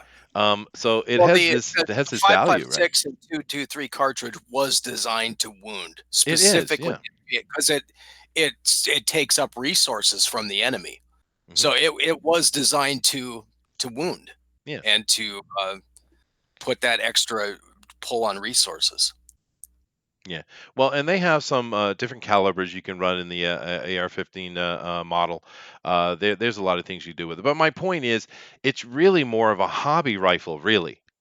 And it's almost like the entry drug in a way, because you'll get onto bigger things later as you get into it. But it's so Sure. easy to Yeah. a kid, you could give an AR-15 to a kid and they could shoot it because it has hardly any kickback. It's basically a fancy 22 round. It's a 22 round on steroids is what it really is. But I And mean, it's also very easy to convert to full auto. I think that's one of it the other is. things That is they don't true. like about That's it. true. Yeah, and actually, when they're doing a lot of these AR builds, they'll even go to the point of a lot of these guys will change their bolts out, their bolt carriage systems out with the M16 one because it's far more robust, right? And of course, that has nothing to do with the actual licensing of the gun. The only thing it needs to be licensed is the bottom register of the gun, of course. But anyway, we're not going to get into a gun conversation here. But I'm just saying it really is a nonsense argument they're making about it, and of course it's transparent as well. Wow, we had a whole hover conversation there. I do apologize. That's right. Namaste, Slick. Go ahead. I just want to get a Barrett so I can see him coming. Yeah, Yeah. that's a nice dude. All right, guys. We will talk to you tomorrow. Stay safe and definitely stay out of Virginia unless you're willing to do that fight, I guess. That's right. Yeah, later. Later.